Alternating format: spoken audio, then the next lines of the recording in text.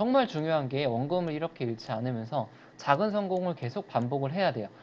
네, 안녕하세요. 중수투자입니다. 이번 영상은 제가 매주 한 번씩 올리는 포트폴리오에 대한 영상이고요. 주식 초보자분들은 꼭 보셨으면 하는 내용도 마지막 부분에 좀 써드렸어요. 수익률에 대한 것도 좀 공개를 하니까 끝까지 봐주시고요. 오늘 시장은 좀 상승 마감을 했죠. 0.79%로 상승 마감을 했는데 이게 봉상으로는 음봉으로 끝났네요. 약간의 음봉인데 샛별형이라고 하죠. 이런 걸 이제 샛별형 캔들이라고 하는데 이 샛별형 캔들에 대해서는 영상을 좀 찍은 적이 있거든요. 캔들의 이해라 그래가지고 그 당시에 이제 제가 말했던 게 이제 세 종류만 이해하자. 상승세가 강한 캔들, 하락세가 강한 캔들, 그리고 경합적인 캔들. 제가 이런 모습이 나왔단 말이에요. 이런 모습이 나왔다는 거는 월요일 날 이제 상승할 확률이 50%, 하락할 확률이 50%예요. 샛별형이 나왔다 그래서 100% 하락하는 것도 아니고 100% 상승하는 것도 아니고 매수세와 매도세가 강하게 경합을 벌이고 있는 상태이기 때문에 다음 주 어떤 주말에 뉴스라든가 실적들이 발표가 되는 것을 보면서 상방이 결정이 될 것 같습니다. 8월 2일 날 영상을 좀 찍었네요. 8월 2일 날 포트폴리오 점검 영상을 찍었는데 그때 일주일 뒤에 정말 어마어마하게 하락을 했죠. 한 15% 정도 하락을 한 것 같아요. 지수로만.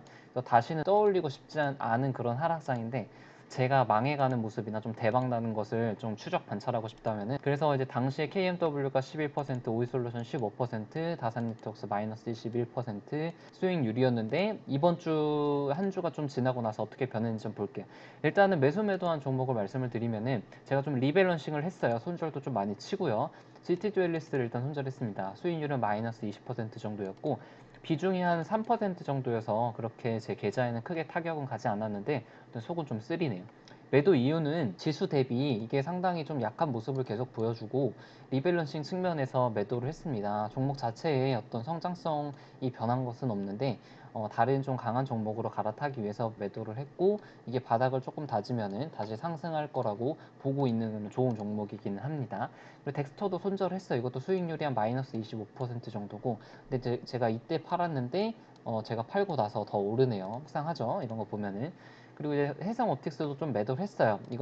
이거에 대해서는 제가 이노아이리스는 잘 버텼는데 해상 옵틱스나 GT 듀얼리스는 잘 못 버틴 이유에 대해서 주말에 제가 토요일 날 영상을 좀 올릴 예정이거든요. 자세한 설명을 들으시면 될 수 있을 것 같고 다 손절했네요. 지금 세 종목 다 손절했고 현재 보유 종목은 11종목이에요. 보통 종목이 한 5개에서 10개 사이가 가장 적절하다고 하는데 적정한 보유 종목 개수에 대해서는 제가 다음에 영상을 좀 찍어보도록 할게요. 아무튼 지금 11개 종목을 가지고 있고 추가 매수한 종목으로는 SK하이닉스랑 MC넥스가 있습니다. 신규 매수한 종목 MSC라는 종목이 있는데 식품 첨가제 업체고 실적이 굉장히 탄탄합니다. 매출이 이제 1,400억 정도로 뭐 크게 성장하지도 않고 떨어지지도 않고 그냥 고만고만한 그런 성장성을 보여주는 회사인데 이게 저번 주에 무슨 일이 있었냐면은 차트가 실적이 큰 변화가 없으니까 차트가 굉장히 안정적으로 가다가 갑자기 하한가를 맞습니다. 특별한 이유도 없어요. 공시도 없고 갑자기 하한가를 맞은 거예요. 그래서 왜지 하고 봤는데 8월 9일 오늘 날짜로 나왔어요. 나왔는데 안재식이라는 분이 2대 주주인데 지분이 8%에서 0.03% 그러니까 거의 다 팔았어요. 변동 사이가 웃긴데 로스컵 비율 하락에 따른 장내 매도인 거예요. 그러니까 이게 지금 안 그래도 거래량이 거의 없는 종목인데 이렇게 많은 물량을 던지다 보니까 그냥 시장가로 짜자자자자작 체결이 되면서 하한가로 빠져버린 거죠. 어떤 기업의 특별한 이벤트가 있는 게 아닌데. 그러니까 이게 정확하게는 뭔지 모르겠지만 약간 담보 부족으로 우리가 막 7% 빠지고 4% 빠졌잖아요. 그러니까 담보 부족으로 어쩔 수 없이 시장가 매도를 한 것 같아요. 그 가치는 그대로인데 주가가 하락을 했잖아요. 그래서 매수의 기회라고 생각을 하고 8월 5일날 매수를 해서 지금 한 5% 정도 수익이고 목표가는 한 6,000원 이상 가면은 한 입절을 할 계획으로 좀 잡고 있습니다. 지금 들어가기는 조금 애매한 구간이고 그 다음으로 제가 좀 분할 매수를 한 게 SK하이닉스를 좀 매수를 했어요. 그래서 이유는 반도체 업황에 대해서 내년엔 분명히 좋아질 거라고 생각을 하고 가장 민감한 기업인 SK하이닉스 매수를 시작을 했습니다. 그래서 시작을 했고 내일 대한민국 증시가 오를 수밖에 없는 원인과 그 중에서 반도체 업황에 대한 개인적인 생각을 올릴 예정입니다. 그래서 SK하이닉스 매수를 했습니다. 현재 이제 보유 종목으로는 현대엘리베이터 마이너스 14%고 지금 지지선을 깼어요. 지지선을 깼는데 이게 전체적으로 시장이 하락하면서 깬 거기 때문에 함부로 매도하진 않고 그냥 계속 홀딩하고 있습니다. 지금 제가 가지고 있는 지가 5개월이 다 돼가는데 이러다가 정말 1년 가까이 가지고 갈 것 같아요. 좀 지겹기도 한데 실무 협상 뭐 재개를 희망을 하는데 뭐 미사일 쏘고 뭐 계속 난리가 나죠. 근데 한 달 안에 8월 달 안에는 좀 실무 협상 얘기가 나올 것 같아요. 그래서 경협주에서는 조금 다시 좋은 모습을 보여줄 것 같고 5 종목들 이제 보죠. 현재 이제 KT가 7월 말까지 4만 5천 개의 기지국을 세웠습니다. 현재 기지국 설치 목표의 절반 이상을 달성을 했고 SK랑 LG가 한 7만 개, 8만 개 기지국을 달성할 거니까 지금 한 15만 개 정도를 기지국을 만든 것으로 파악이 되고 있어요. 그러니까 우리나라 따지면은 기지국이 한 반절 정도 된 거니까 앞으로 한 내년까지는 안정적인 매출을 좀 달성할 거라고 생각이 되고 있죠. 그리고 이제 독일에서도 본격적으로 5G를 시작을 하는 것 같아요. 5G 주파수 입찰 마감을 했고 2025년까지 5G 연결에 박차를 가하고 26만 개 기지국이에요. 생각보다 우리나라보다는 적네요. 기지국 개수가. 그래서 540유로 투자가 필요하고 재밌는 게 이제 통신 장비 매출 비율이 삼성전자가 37%고 화웨이가 28%, 에릭슨, 노키아가 이 정도 순으로 차지하는데 삼성전자의 매출이 상당히 높죠. 이렇게 높은지 몰랐네요. 그래서 아무래도 화웨이 제재를 계속을 하면은 삼성전자가 큰 수혜를 볼 거라는 그런 기대가 계속 유효한 상태죠. 그리고 이제 KMW가 노키아랑 제품 최적화를 해서 2년 전부터 매시브 미모를 개발해가지고 해외 매출을 증대시키려는 계획을 가지고 있다. 독일이나 유럽에서 5G가 본격적으로 상용화가 되기 시작하면 삼성전자가 가장 큰 수혜를 받고 노키아에 공급을 하고 있는 KMW가 수혜를 받을 것이라고 기대를 하고 있죠. 삼성전자에는 OE솔루션이 납품을 하는데 이 광트랜시버라는 기업이 제가 전에도 이제 글로벌 광트랜시버 시장에 대해서 분석한 게 있잖아요. 글로벌적으로 여러 가지 업체들이 많이 있기 때문에 이 유럽에 납품을 할 때 삼성전자가 오이솔루션 거를 쓸지 안 쓸지는 아직 제가 IR에 전화한 바에 따르면은 결정된 것 같지는 않습니다. KMW 지금 오늘 종가상으로 15% 수익 중이고 비중이 17%입니다. 아마 다음 주에 실적 발표를 하고 슈팅이 좀 나올 것 같은데 이게 만약에 좀 10% 이상 큰 슈팅이 나오게 되면은 약간의 현금화할 생각도 가지고 있습니다. 각자의 판단에 맞게 잘 대응하시길 좀 바라겠고요. 다산 네트워크스는 여전히 이제 마이너스 20%대 수익률이 있고 비중 8%로 유지가 되고 있습니다. 이노와일스가 상당히 좋았죠. 이번 주 지금 3연봉을 그리면서 적산병이라고 하죠. 적산병 그리고 나서 굉장히 중요한 기로에 서 있습니다. 지금 전고점까지 왔는데 이거를 뚫을 것이냐 말 것이냐의 기로에 서 있어요.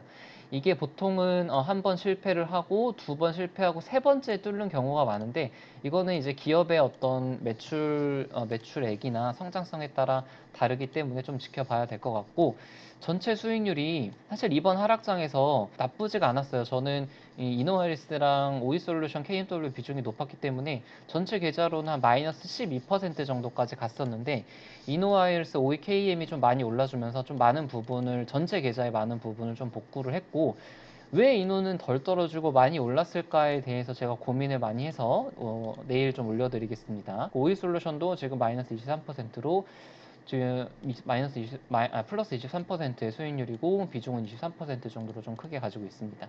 터진 시스템 마이너스 7%고 비중은 14%로 가지고 있고 RFHIC도 마이너스 2% 비중 6% 정도로 가지고 있습니다.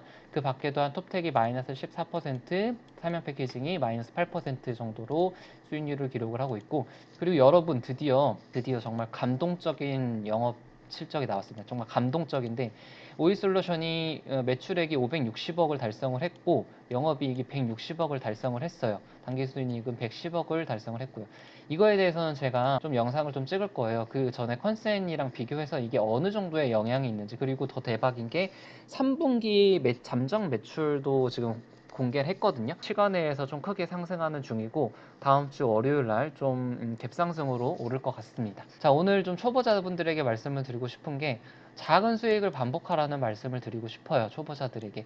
초보자들이 뭐 이런 분들이 좀 많더라고요. 처음부터 뭐 1,000만 원, 막 2천만 원 이렇게 투자를 해가지고 막 한 1억, 1억, 2억 이렇게 벌고 싶은 마음을 가지시는 분들이 많은데 그렇게 할 수가 없어요. 처음부터 절대 할 수가 없고 소액으로 반복적으로 매매를 해서 작은 수익을 많이 내보려고 노력을 해야 돼요.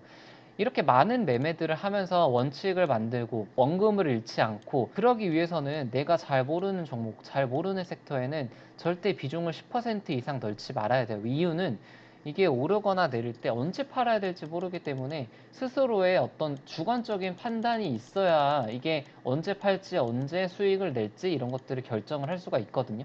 그래서 항상 자기가 아는 종목에 비중을 조절을 하면서 원금을 잃지 않으려고 노력을 하고요. 정말 중요한 게 원금을 이렇게 잃지 않으면서 작은 성공을 계속 반복을 해야 돼요. 이렇게 반복을 하다 보면은 자신만의 매매 노하우가 생기고 자신에게 맞는 매매법이 생기게 됩니다. 그렇게 되면은 잘 아는 종목이 생기고 잘 아는 산업과 섹터가 생기면서 이런 자신감을 바탕으로 해가지고 비중을 2%, 5%, 10%, 20% 이렇게 크게 늘려나갈 수가 있는 거예요. 이렇게 비중이 큰 종목에서 수익률이 크게 났을 때 정말 수익금을 극대화할 수 있는 그런 어떤 궁극적인 주식 투자의 목표가 생기게 되거든요. 그래서 제가 꼭 드리고 싶은 얘기는 작은 수익을 조금씩 많이 반복해서 내라는 것을 목표로 가지고 해야지 처음부터 너무 큰 수익을 내려고 절대 하지 마시라고 말씀을 꼭 드리고 싶습니다. 주말에 올릴 영상이 아까 말씀드렸듯이 대한민국 증시 왜 오를 수밖에 없는가, 그리고 매번 노트로 매매일지 작성하기 심화편, 유튜브 초반에 매매일지 작성하는 방법 올렸었는데 조금 업그레이드해서 한번 좀 올려보고요. 그리고 유료방에 대해서 제가 조금 심도 있게 얘기를 좀 해보려고 합니다. 구독이랑 좋아요 눌러주시면 감사드리겠습니다. 네.